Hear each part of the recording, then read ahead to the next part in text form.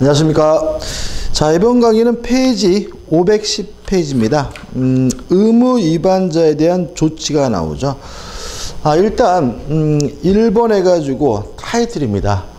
구분 소유자는 공동의 이익에 반한 행위를 하지 못합니다.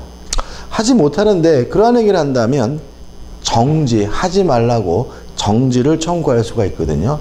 조심할 점은 뭐냐면 구분 소유자가 개별적으로 청구하는 게 아니라는 점이죠. 관리인 또는 집회교류로 지정된 자가 행위의 정지를 청구하게 된다는 점 주의하시면 되고요. 그 다음에 2번, 사용금지를 청구할 수가 있습니다. 사용금지라는 말은 강제로 쫓아낸다는 의미이기 때문에 법익 침해가 굉장히 큽니다. 그래서 이거는 4분의 3 이상의 찬성이 필요합니다. 옆에다 메모할까요? 사용금지 청구 옆에다가 화살표 찍혀가지고 4분의 3 이상 찬성 필요 기억해 두시고, 그 다음에 아예 팔아버릴 수가 있습니다. 우측에 3번에서 구분 소유권의 경매 명령 청구가 나와 있는데, 이 조심할 것은 뭐냐면, 첫째는 이것도 강제로 팔아버리는 것이니까 4분의 3 이상의 찬성이 필요하다는 거 메모하셔야 되고요. 그 다음에 반드시 법원을 통해서 경매를 해야 됩니다. 다시 말하면 뭐 아파트 입구에 있는 공인중개사 사무소에다가 임의적으로 내놓고 팔 수는 없다는 거 주의하시면 되겠죠. 그죠? 정리해볼까요? 첫째, 행위 정지 청구는 개별적으로 청구하는 것이 아니라 관리인 또는 집회교류로 지정된 자가 청구하고요. 또 사용금지 청구는 4분의 3 이상의 찬성, 또 경매 명령 청구도 4분의 3 이상의 찬성과 법원을 통해서만 할 수 있다는 거 주의하시고요.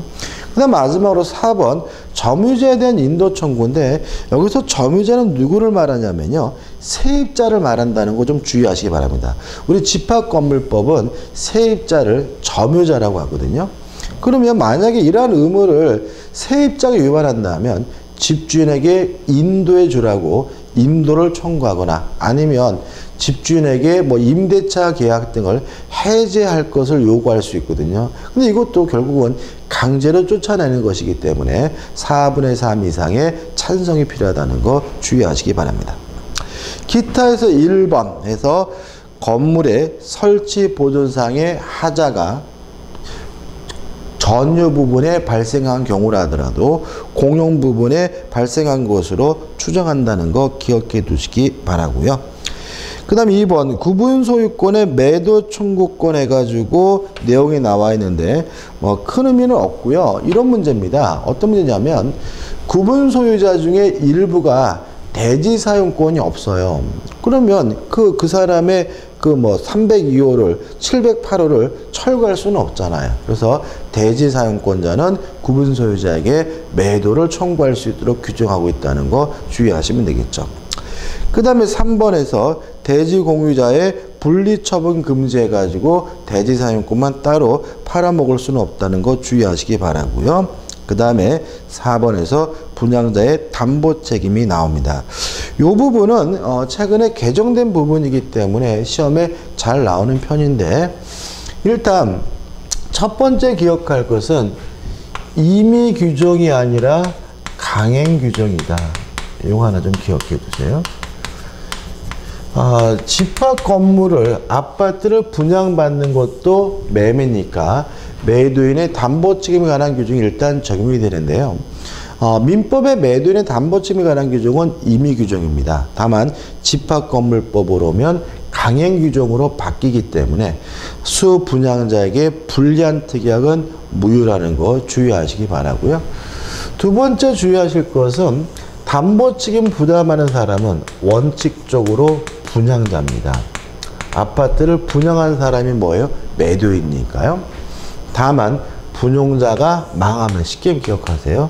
망하면 이때는 시공자가 담보 책임을 부담할 수가 있다. 이렇게 좀 기억해 두시기 바라고요.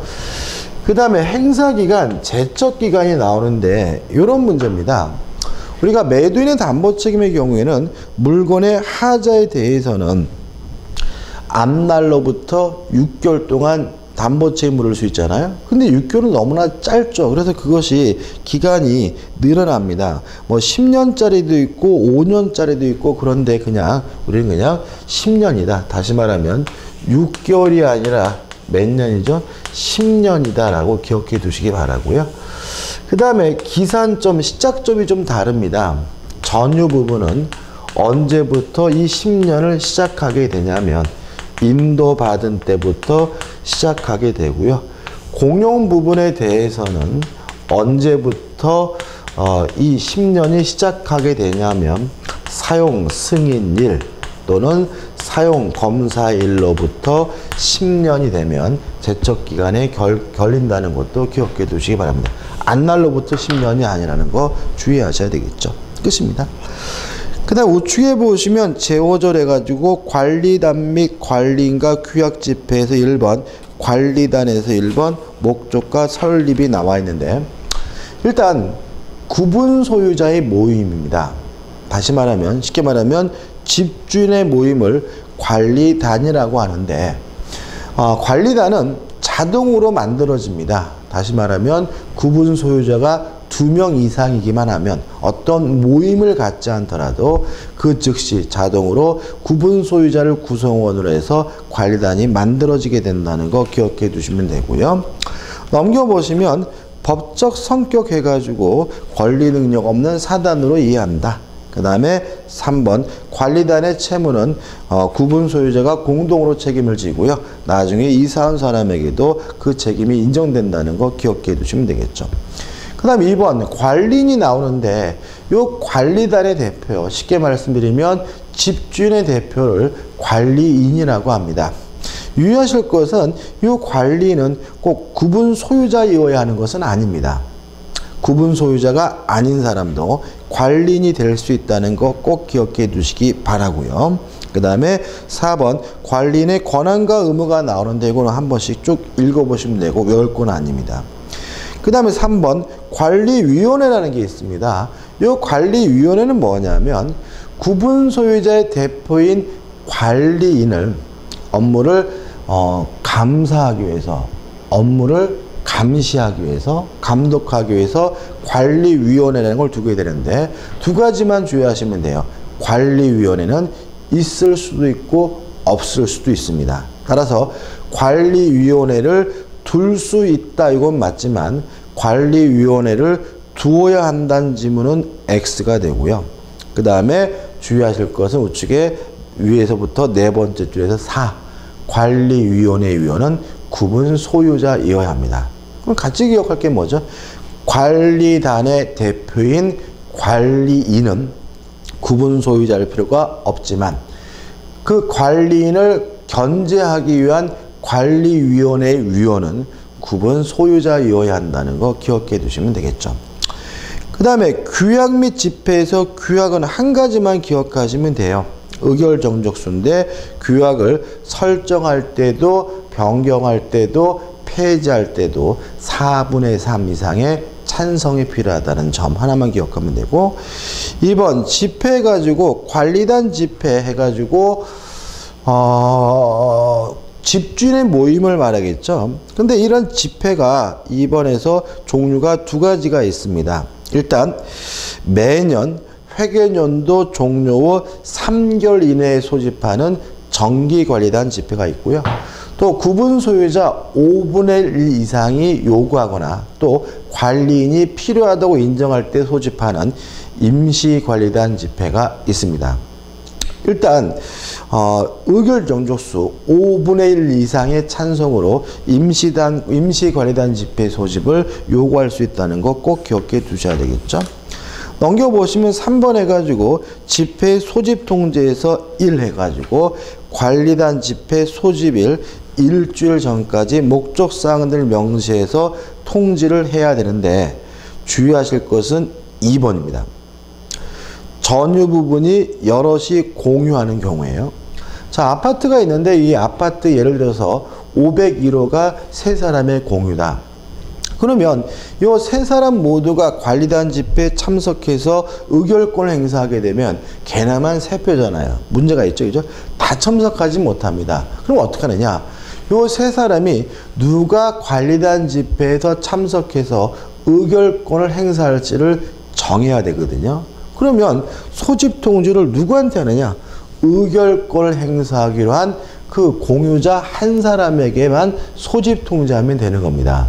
근데 문제는 이 사람들이 누가 의결권을 행사할지를 정하지 않았어요. 그러면 아무나 한 사람에게 통지하면 됩니다. 그러면 어떻게 지문이 나올지 예상할 수 있겠죠. 구분 소유자가 공유인 경우에는 공유자 전원에게 소집 통지해야 된다. X. 전원에게 하는 경우는 없습니다. 의결권을 행사하기로 한 사람을 정했으면 그 사람에게 하든지 아니면 공유자 중 아무나 한 사람에게만 통지하면 됩니다. 결의사항 보시기 바라고 5번 의결권 해가지고 평등하진 않습니다. 1번 해가지고 전유 부분의 면적 비율에 따라서 의결권이 결정된다는 거 주의하시기 바라고요. 그 다음 6번 의결의 방법이 나오는데 원칙적으로 실제로 소집해서 관리단 집회를 소집을 해가지고 회의를 통해서 의결권을 행사하면 되고요.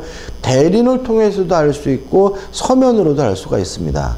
근데 문제는 뭐냐면 아예 관리단 집회를 소집하지 않고요. 그냥 가정통신문 서면이나 또는 뭐 이메일, 뭐 문자, 전자적 방법으로도 할 수 있거든요. 그때는 5분의 4 이상의 찬성이 필요합니다. 다시 한번요. 관리단 집회를 소집하지 않고 서면 등으로 대체할 수가 있는데 그때는 몇 분의 몇 이상의 찬성이 필요하죠. 5분의 4 이상의 찬성이 필요합니다. 7번 점의자 의견 질서권이 나옵니다. 일단 관리단이라는 것은 구분 소유자의 모임이기 때문에 세입자인 점의자는 의결권이 없습니다. 따라서 의결권은 없고 다만 자신과 이해관계가 있는 사항에 대해서는 의견을 진술할 수만 있는데 유의하실 것은 우측에 2번 다만부터 나오는데 다만 이 집회가 관리인을 선임하기 위한 집회인 경우에는 점유자가 구분 소유자 의결권을 행사할 수 있음을 주의하시기 바랍니다. 이게 왜 이렇게 개정을 하게 되냐면 이런 겁니다. 관리단이라는 게 반드시 있어야 되거든요. 그죠?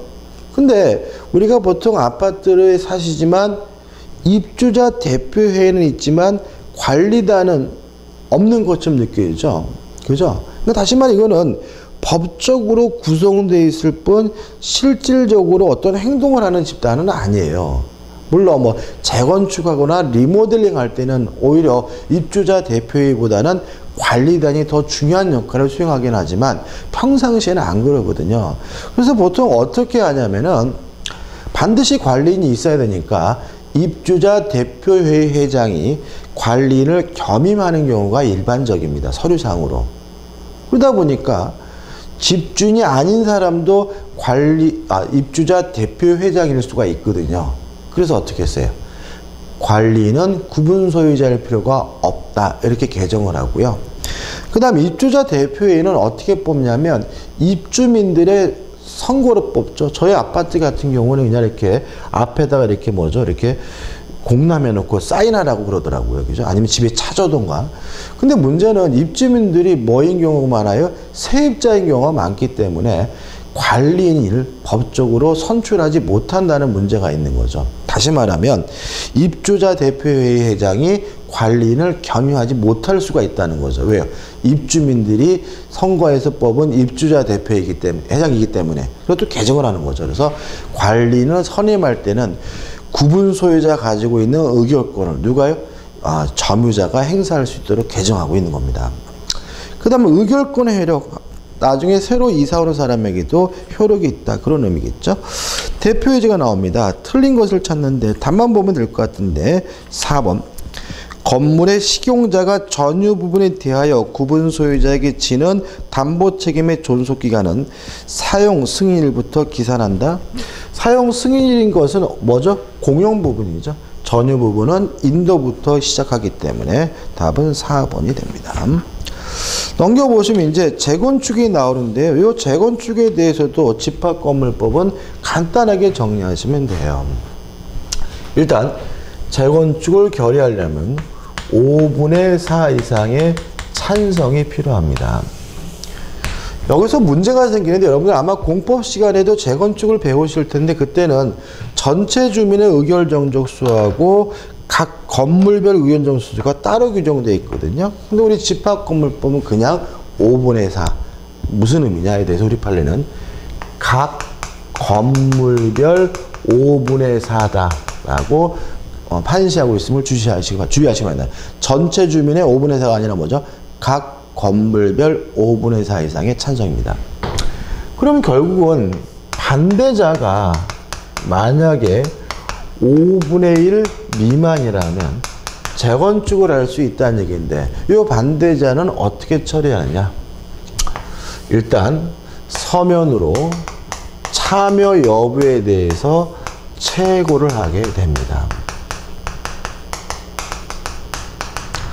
처음이자 마지막으로 나온 서면입니다.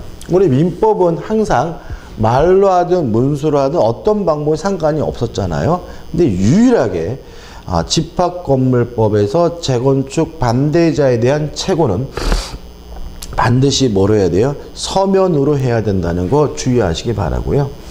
이러한 참여 여부에 대한 체고를 받으면 반대자는 2월 내에 확답을 해야 합니다. 만약에 2월 내에 확답을 하지 않는다면 참여를 거부한 것으로 확정이 되고요. 이런 절차를 통해서 확실하게 참여를 거부하는 사람이 특정이 되면 이때는 시가로 매도할 것을 청구할 수가 있습니다.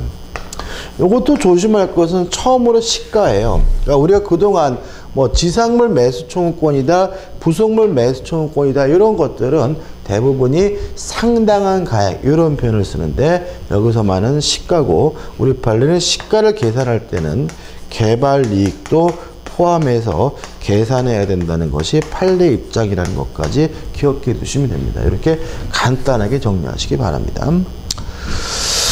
이러한 내용이 520페이지까지 나와 있으니까 한번 보시기 바라고 설명 안 드린 부분 쭉 읽어보시면 되고요. 그 다음에 마지막으로 뭐가 나오죠? 복구가 나옵니다. 이것도 결론만.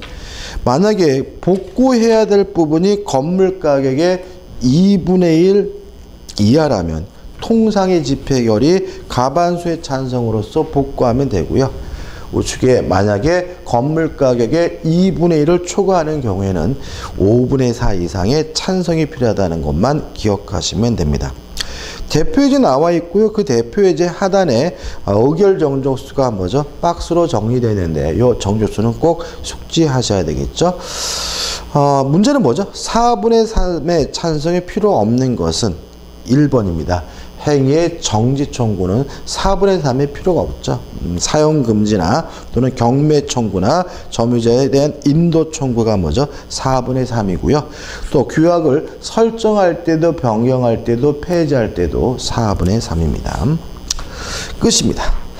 자, 이제 522페이지 오시면 이제 뭐가 나오죠? 가등기, 담보 등에 관한 법률이 나오고요. 이것도 한 문제짜리인데 어려워하시는 부분입니다. 일단 체계적으로 확실하게 뭐 하시면 돼요? 정리하시면 되고요. 첫 번째 생각해야 될 것이 뭐냐면 개념인 거죠. 개념. 자, 한번 생각해 보죠. 을이 갑에게 1억을 빌려주고요. 1억 채권을 담보하기 위해서 갑이 을에게 소유권을 이전해 줬다면 부동산이니까 이전 등기겠죠. 요 소유권을 이전하는 것을 우리가 뭐죠? 양도라고 하니까 이게 뭐죠? 양도담보죠. 따라서 소유권을 이전하는 방식으로 이루어지는 담보가 뭐죠? 양도담보고 만약에 소유권을 이전할 때 매매를 원인으로 소유권을 이전했다면 그게 뭐가 돼요? 매도담보가 되는 거죠. 그러면 가등기 담보는 뭐냐? 이런 얘기입니다. 예를 들어서 1억을 빌려주면서 12월 31일 날 돈을 갚기로 했어요. 근데 계약을 하는 거죠. 12월 31일까지 갚아라. 네가 12월 31일 날 만약에 돈을 못 갚는다면 그때는 소유권을 이전해 다오. 라고 계약할 수 있고, 물론 돈을 갚을 수도 있고 안 갚을 수도 있고 불확실하니까 뭐죠? 조건이고, 조건부 권리는 뭐 할 수 있죠? 가등기를 할 수 있는데, 요 가등기의 목적이 뭐예요? 담보니까 이게 뭐가 되는 거죠? 가등기 담보가 되는 거죠. 그럼 구별하실 수 있겠죠? 돈을 빌릴 때 미리 소유권을 이전해 두는 게 뭐예요? 양도담보, 매도담보고요.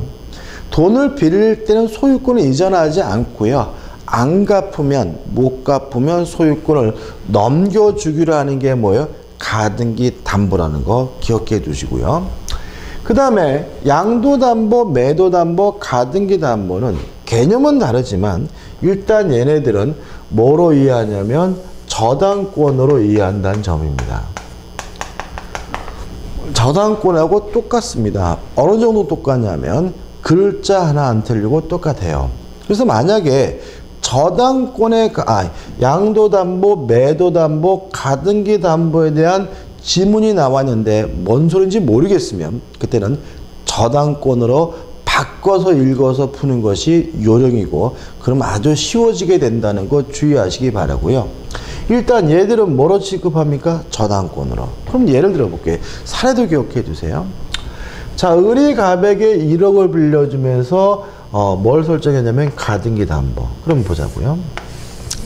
등기부 갑구에 1번에서 현재 갑 앞으로 소유권 등기가 되어 있고요. 2번에서 을 앞으로 가등기 담보가 설정이 되어 있는 상태다. 갑구는. 근데 등기부 을구에 보니까 을구가 밑에 있겠죠. 1번에서 병 앞으로 저당권이 설정이 되어 있고요.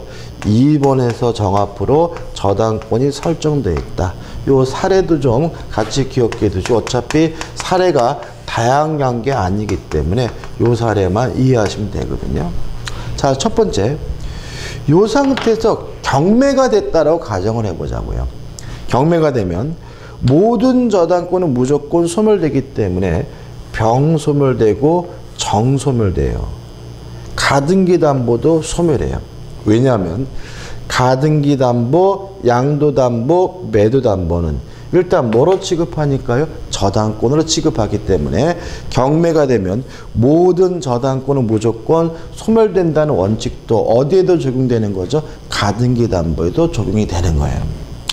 자, 소멸됐으면 이제 등기된 순서에 따라서 배당을 받게 되는데, 이렇게 구가 다르면 아마 공시법 시간에 접수 번호에 따라서 우열이 결정된다라고 배우셨을 거예요. 접수 번호를 봤더니 병이 1순위고 을이 2순위고 정이 3순위라면 병을 정의 순서로서 배당을 받고요. 여기까지는 무엇과 똑같습니까? 저당권하고 똑같다는 점이죠. 그러면 저당권하고는 뭐가 다르냐? 혹이 하나 붙는다고 생각하시면 돼요. 권리, 취득에 의한 실행을 할 수도 있는 특수한 저당권이 가등기 담보, 양도 담보, 매도 담보다 라고 이해하시고, 요 저당권으로서의 부분은 무엇에 의해서요? 민법에 의해서 결정이 되고, 요 권리 취득에 의한 실행의 경우에 가등기 담보법이 적용된다는 거 일단 머릿속에 숙지하시기 바랍니다. 자, 요거 가지고 이제 교재를 보자고요. 자, 교재 보시면 1절 가등기 담보제도 간단하게 나와 있고, 2절 가등기 담보에 관한 법률에서 우측에 적용해서 적용 범위가 나오고 있거든요. 일단 소비대차 계약으로부터 발생한 채권에 대해서만 가담법이 적용됩니다. 따라서 뭐 매매대금 채권, 공사대금 채권, 임금 채권, 그런 채권을 담보하기 위한 경우에는 가등기 담보법이 적용되지 않음을 꼭 기억해 두시기 바라고요. 두 번째, 가등기 담보법이라고 되어 있지만 실제로는 가등기 담보뿐만 아니라 양도 담보, 매도 담보에도 적용이 되고요. 세 번째, 목적물의 가액이 반드시 채권액을 초과하고 있어야 됩니다. 이 가등기 담보법은 결국은 이러한 비전형 담보를 이용해 가지고 폭리를 취하는 것을 막기 위한 법이거든요. 그래서 예를 들어서 만약에 빌려준 돈이 1억인데 갑의 가등기 담보가 설정된 부동산이 9천만 원이다. 그러면 을이 돈을 못 받았다는 이유로 A 건물을 가져가더라도 을의 행위가 뭐일 수는 없죠? 폭리일 수는 없는 거죠. 그래서 이 부동산이 채권액보다 더 커야 돼요. 예를 들어서 1억 빌렸는데 건물이 1억 5천이다. 이렇게 채권액이 목적물의 가액을 초과하는 경우에만 가담법에 적용된다는 거 주의하시기 바랍니다. 그 다음에 적용 제외 한번 읽어보셔야 되겠죠. 넘겨보시면 제3절에서 가등기 담보권의 설정 이전 나와 있고 325페이지 제4절 가등기 담보권의 성질 및 효력 나와 있고 까지는 한마디로 줄임입니다. 무엇과 똑같다고요? 저당권하고 글자 하나 안 틀리고 똑같다. 이렇게 정리하면 되고요. 그 다음에 526페이지에 가등기 담보권에 실행해가지고 요 권리 취득기한 실행 부분이 일반적 저당권과 다른 부분이기 때문에 요 부분이 중요할 거고 그건 다음 강의 때 이어서 들어가도록 하겠습니다. 감사합니다.